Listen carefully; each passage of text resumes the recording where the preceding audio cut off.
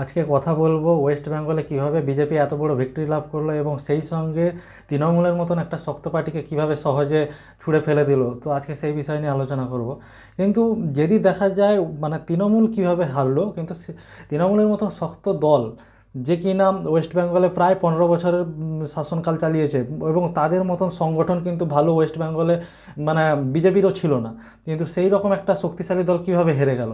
কিন্তু এটা অনেক প্রসঙ্গ আসবে, কারণ যেভাবে বিজেপি একটা হিন্দু দল, মানে ওদের সবসময় একটা হিন্দুত্ববাদী একটা আইডিওলজি রয়েছে, কিন্তু মমতা সেখানে একটা সেকুলারিজম গেম খেলতে চাইছিল, কিন্তু সেকুলারিজম গেম খেলতে খেলতে ও অ্যাকচুয়ালি মানে বেশিরভাগ দিকটা ও মুসলিমের দিকে কনভার্ট হয়ে গেছিলো, মানে মৌলবাদী একটু প্রেমী হয়ে গেছিলো।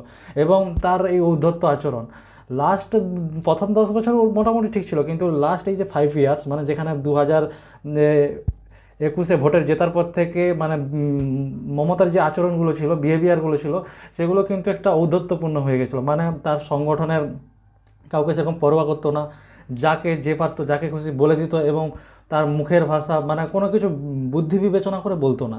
তো অ্যাকচুয়ালি সেই হিসাবে দেখতে গেলে মানে তার যে কোর সাংগঠনিক মানে ব্যাপারগুলো ছিল, মানে বুথ লেভেলে যেসব সাংগঠনিক আধিকারিকগুলো ছিল, কিন্তু তারা কিন্তু এবারে কিন্তু সেইভাবে প্রচেষ্টা করেনি। অ্যাকচুয়ালি তৃণমূলের দিক দিয়ে দেখতে গেলে কিন্তু তাদের কাছে ভোটার রয়েছে। এমন যদি কথা বলি যে বিজেপি কিন্তু 45% ভোট শেয়ার নিয়ে কিন্তু ওয়েস্ট বেঙ্গলে ক্ষমতায় এসছে, এবং তৃণমূল কিন্তু 40% ভোট শেয়ার আছে। তো অলমোস্ট বলতে গেলে যদি ওদের সংগঠনের যে লেভেলটা ছিল, তারা যদি এই বছর খুব পরিমাণে জোর দিত, তাহলে কিন্তু তৃণমূল হয়তো এবারেও জিতে যেতে পারতো। কিন্তু ব্যাপার হচ্ছে তারা কেন জোর দিল না। তারা জোর না দেওয়ার পেছনে অনেক কিছু কারণ রয়েছে।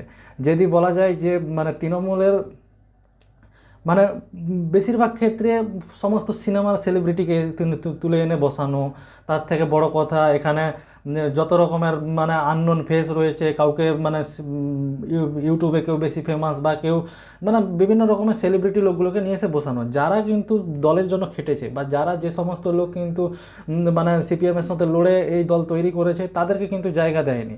অ্যাকচুয়ালি বলতে গেলে এই ইলেকশনের আগে 2026-এর বিধানসভা নির্বাচনের আগে কিন্তু তৃণমূলের অনেক পুরনো কর্মী ছাঁটাই করেছে। তো যে কারণে পুরনো কর্মীদের মধ্যে অনেক ক্ষোভ ছিল, তারা কিন্তু ভেতরে ভেতরে চাইছিল যাতে কিভাবে এখানে তৃণমূলকে হারানো যায়। না হলে বলতে গেলে তৃণমূলের কিন্তু কোর ভোটার ঠিক ছিল, কিন্তু তারা যদি সক্রিয় থাকতো নিচু লেভেলের সংগঠনের বুথ লেভেলের এজেন্টগুলো, তাহলে কিন্তু তৃণমূল অ্যাকচুয়ালি এখানে 45, 40, 47% ভোট শেয়ার নিয়ে কিন্তু বেরিয়ে আসতে পারতো। তো 4-5% ভোট পার্সেন্ট কেটেছে এখানে।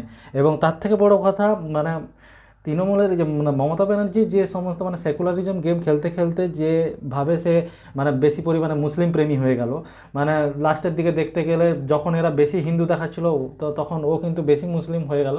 তো এটা কিন্তু কেউ পছন্দ করে না, কারণ সেকুলারিজম আলাদা, এবং তুমি সবসময় মৌলবাদীকে প্রোটেক্ট করতে চাইছিলে, এবং তুমি সবসময় ওদেরকে নিয়ে এসে হ্যান করে মানে বিভিন্ন রকমের বাংলার মানুষকে তুমি বোঝাতে চাইছিলে যে দেখো আমি সেকুলার খেলছি, কিন্তু মানুষের মনে এটা বোঝাচ্ছে যে তুমি কিন্তু হালকা করে তুমি মুসলিমের দিকে চলে গেছো।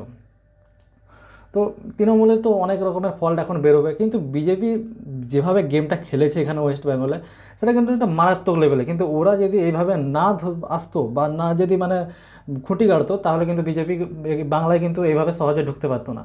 তো অমিত শাহ কিন্তু এখানে অনেক আগে থেকেই প্ল্যান বানিয়েছিল, কারণ বলতে গেলে যদি মানে যখন ওরা বিহারে ইলেকশন জিতে গেল 2025 সালে, যে ওরা যখন বিহারে সরকার গঠন করলো, তখন থেকেই ওদের ওদের কিন্তু বাংলা দখলের প্ল্যান ছিল। এমনিতে ওরা 2021 সালে কিন্তু খুব আশা ছিল যে ওয়েস্ট বেঙ্গলে তাদের সরকার তৈরি হবে, কিন্তু 2021 সালে ওদের এমনভাবে হার্ট ব্রেকটা হয়, যে কারণে তারা কিন্তু এবারে 2026 সালে কোনো ঘাঁটি ওরা ছাড়েনি।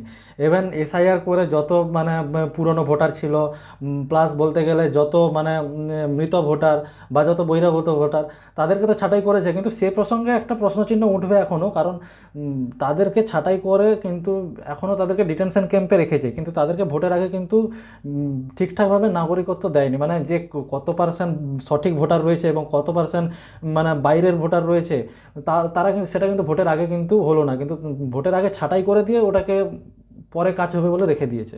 এটা একটা প্রশ্নচিহ্ন তো ইলেকশন কমিশনের উপরে উঠবে। কিন্তু দ্বিতীয়ত যদি কথা বলা যায় যেভাবে মেশিনারিটা এখানে লাগিয়েছে বিজেপি, কারণ বলতে গেলে পুরো মানে দেশের সমস্ত বড় বড় মন্ত্রী, এই প্রধানমন্ত্রী থেকে শুরু করে স্বরাষ্ট্রমন্ত্রী থেকে শুরু করে প্রতিরক্ষা মন্ত্রী রাজনাথ সিং, এবং তারপরে উত্তরপ্রদেশের সিএম, প্লাস আসামের সিএম এবং দিল্লির সিএম এবং বিভিন্ন মানে প্রায় হেভিওয়েট যত বড় বড় নেতা ছিল সমস্ত নেতা কিন্তু এই ওয়েস্ট বেঙ্গলে এসেছে ভোটের সময় 2026-এ।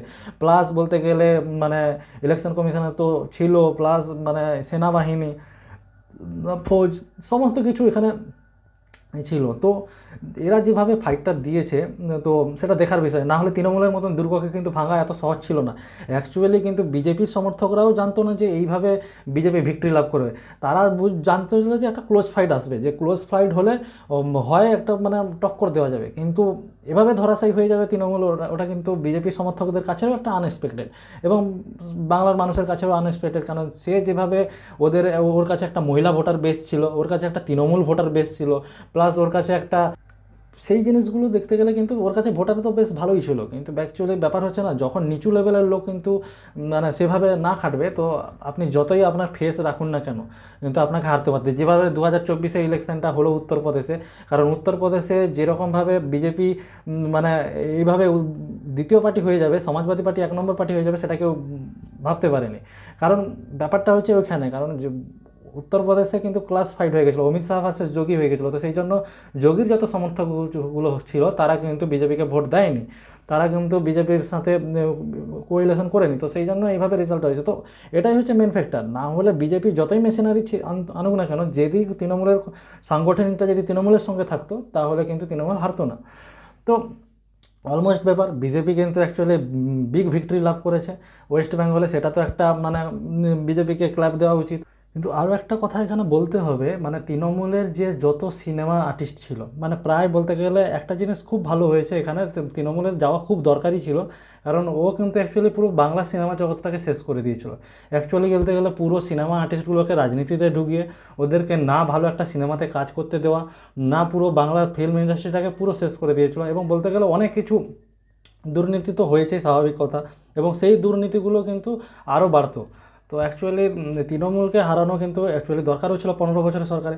কিন্তু সেই সঙ্গে দেখারও বিষয়, বিজেপি যে খুব একটা ভালো রাজনৈতিক দল হিসাবে চালাচ্ছে দেশকে তাও নয়, কিন্তু সে অ্যাকচুয়ালি ইলেকশন ভালো করতেছে, কিন্তু অ্যাকচুয়ালি দেশ চালানোর দিক দিয়ে কিন্তু বিজেপির কাছে সেরকমও ভালো কোনো ব্যাকগ্রাউন্ডও নেই। তো দেখার বিষয় এখন বিজেপিও কীভাবে ভালো মানে 5 বছর আমাদের রাজ্যে সরকার চালায়।